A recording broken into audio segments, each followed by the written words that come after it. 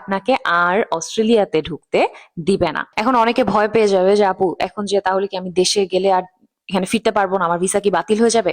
আসলে ভিসা বাতিল হবে না, আপনাকে রেস্ট্রিক্ট করে দিবে না, আপনাকে ডিপোর্ট করে দিবে না, বাট যেটা করবে সাময়িক সময়ের জন্য হতে পারে, কিন্তু এটা 6 মাস পর্যন্ত লেন্দি একটা সময়, যে আপনাকে আর অস্ট্রেলিয়াতে ঢুকতে দিবে না। এই আইনটা পাশ হওয়ার পরেও মাত্র 3টা ক্যাটাগরির মানুষ কিন্তু তারপরে সেফ জোনে থাকবে। ধরেন আপনি একজন সিটিজেন, ডেফিনেটলি, আর আপনি একজন পিআর হোল্ডার, সেও হতে পারে, অথবা আপনার স্পাউস, আপনার ছোট সন্তান অস্ট্রেলিয়াতে থাকে এবং আপনাকে এখানে আসতে হবে, সেই ক্ষেত্রে আপনার উপরে এটা অ্যাপ্লিকেবল হবে না। মোস্টলি সবাই যেটা বলছে আমিও সেটাই বলবো, বৈশ্বিক অবস্থার তো খুব একটা ভালো অবস্থা না, আসলে সবকিছু খুব অনেক টানাপোড়েনের মধ্যে আছে, পেট্রোলের দাম অনেক বেড়ে গিয়েছে, যুদ্ধ লেগেই আছে।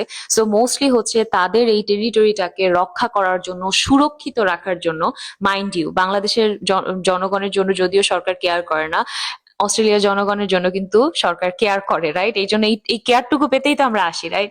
সো আমরাও সরকারকে চেষ্টা করব যতটুকু পারা যায় হেল্প করার, এবং চেষ্টা করব এইটুকু সময় অন্তত এখানেই থেকে যাওয়ার। ধন্যবাদ সবাইকে আমার ভিডিওটি দেখার জন্য। যদি ভালো লেগে থাকে অবশ্যই শেয়ার করবেন, লাইক করবেন এবং আমার সাথেই থাকবেন। আমি কিন্তু প্রতি রবিবার এখন একটি করে আইএলটিএস ক্লাস নিচ্ছি, ফুললি ফ্রি। অনেকে জিজ্ঞেস করে আপু আপনি কি পেইড আইএলটিএস কোর্স করান কিনা? আমি পেইড কোনো কোর্সই করাচ্ছি না, জাস্ট একটা ক্লাসে আমি নিচ্ছি, সেটা হচ্ছে সানডেতে, এবং সেটা আমি নিব হচ্ছে 8টা 30-এ। যদি সময় হয়, সুযোগ হয় এবং সবকিছু মিলিয়ে স্কেডিউল ম্যাচ করে তাহলে অবশ্যই ক্লাসটাতে জয়েন করবেন, আমাকে মেসেজ করে রাখুন, আমি আপনাকে লিঙ্কটা শেয়ার করে দিব। ধন্যবাদ সবাইকে, দেখা হচ্ছে নেক্সট ভিডিওতে।